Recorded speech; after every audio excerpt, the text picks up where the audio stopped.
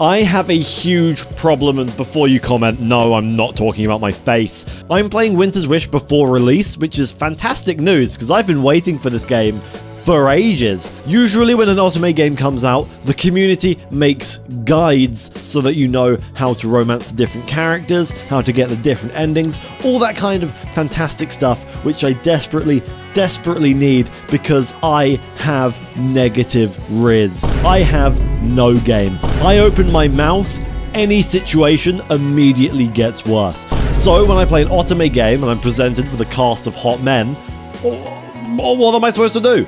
I don't have a guide. I don't know how to romance them.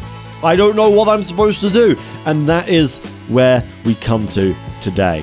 I have no game, no guide, no chat to help me. Just me, you, and the long road ahead of us.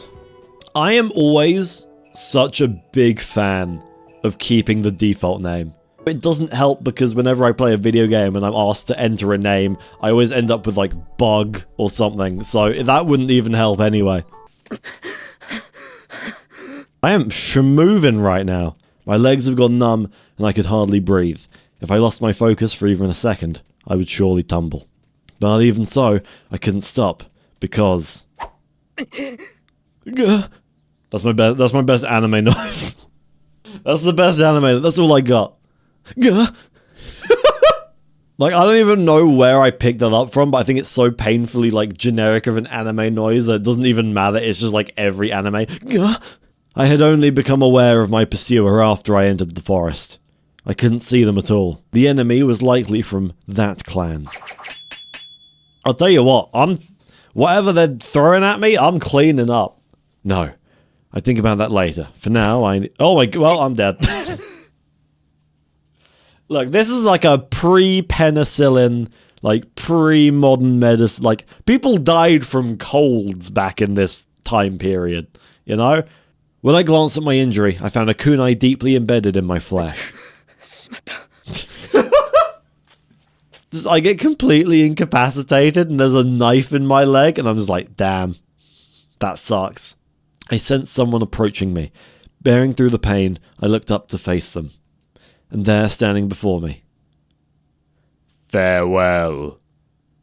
Their voice never... Oh, damn. Oh, I actually did die?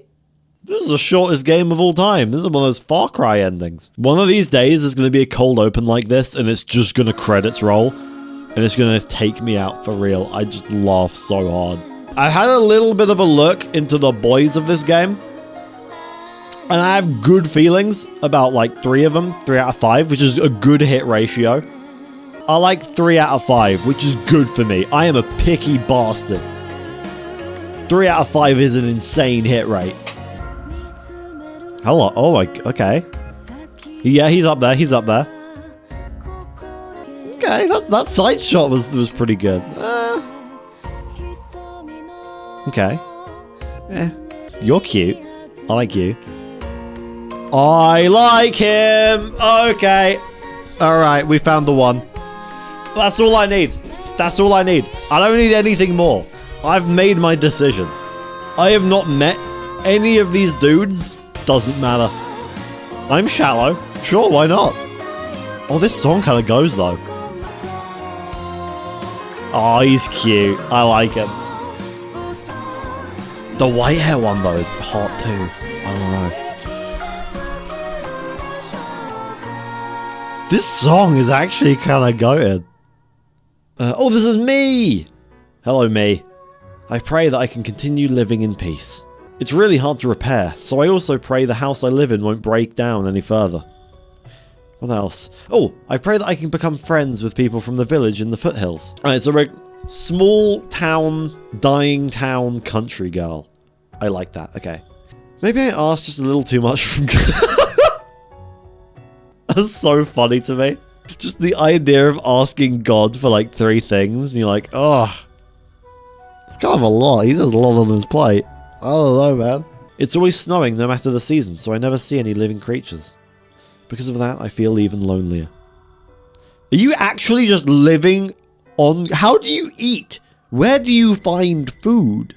I immediately turned around and saw 2 men setting some goods on the ground. They're the people from the village in the foothills who routinely come up to deliver my supplies. Oh, okay, right. It's like in Skyrim when you go up to the when you go up the stairs and there's the greybeards and then there's the little guys, the little food and stuff that you can steal, so you can like steal their food. This is off track. This might be my chance to finally make some friends. All right. With quiet anticipation, I called out towards the men. Thank you so much. I appreciate it every time. Why is she outside? Don't make eye contact, you idiot. Come on, let's get out of here. Why? What did I do to you? I'm cute. Oops, I messed that up. Did you though? Nah, you didn't mess that up. That was base 0 normal human interaction. There is nothing wrong with saying, thank you for doing me this service. I appreciate it. These two villagers, they're in my bad books immediately. I'm not dating either of them. It's hard to not let your thoughts turn gloomy when you're alone. I should try and look at things more positively. It is, to be fair. Oh, boy? White-haired boy? Is what I'm guessing. In that moment, a dark shadow appeared. The sky was full of clouds, so it couldn't have been from a change in the weather. Which means... Okay.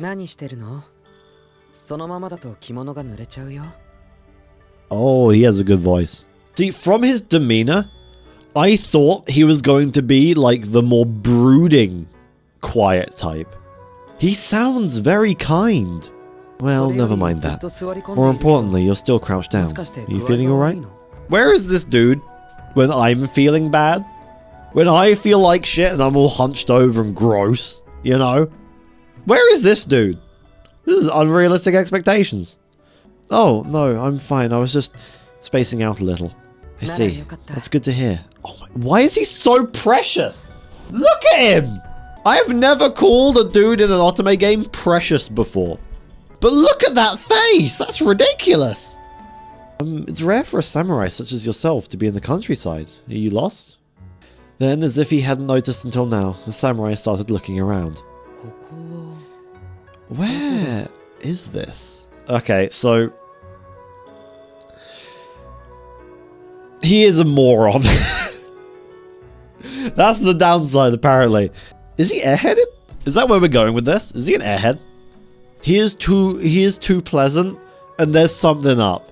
He doesn't feel like there's something up, though. My name is Tominari Takamura. And you are? My name is Suzuno. I've been living here alone all this time. You're Suzuno? You have a summons from the shogunate. Can you accompany me to Edo? I mean, to be fair, probably more exciting than freezing to death on rations given to me by people who don't like me. Oh, and here are the documents from Lord Yoshimune. You know what?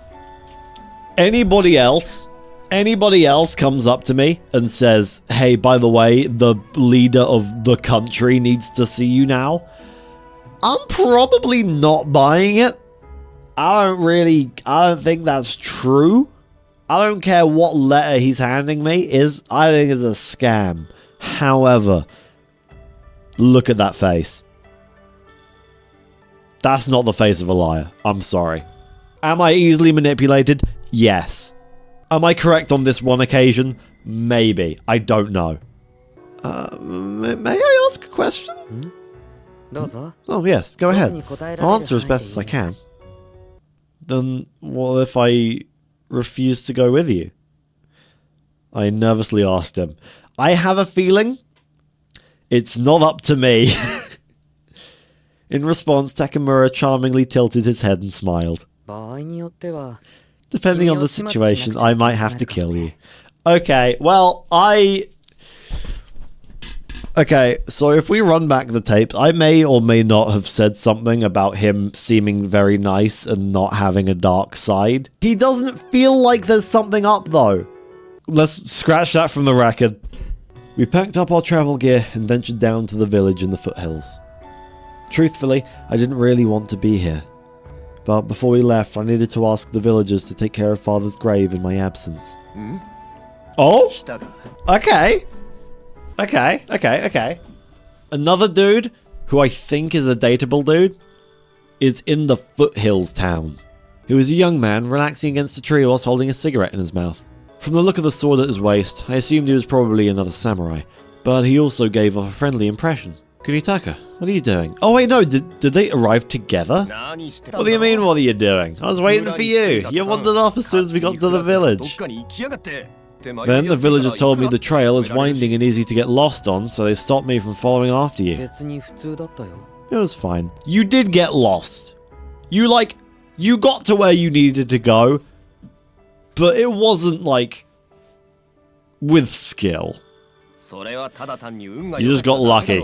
From now on, refrain from doing things on your own. Got it? Okay. Wait. Why did you pause? Do you really get it? I mean, when this guy was doing the whole I will have to kill you thing, I didn't think that he would have to be, babied at all. But it seems like he might have to be babied a little bit. Is she perhaps? Yeah, she's Susanoo. I happened to run into her near the summit. I've already explained to her about the Onuma ban. Hey, why didn't you tell me sooner? He looks nice. He looks like the dude who your mum wants to set you up with. You know? Like the hairdresser's son, who's got a good job and is kind of handsome. But you don't actually want anything to do with him, but outside forces. Sorry for the late introduction. I'm Kunitaka Tojo. Like him, I'm also a member of the Onuma ban. Oh, he doesn't have threads either. What are these threads? I don't know what the threads are, and I don't know if it's me not knowing anything about old-timey samurai times, or if it's just this weird thing that she hasn't explained to me yet. Wait, is that her power? Like a supernatural thread? Like a string of fate or something? And no one else can see the thread, but she can? I think that might be it, Confused, I look over at the village. I saw all the villagers with threads around their necks, clear as day. Oh yeah, that's supernatural. That's very supernatural.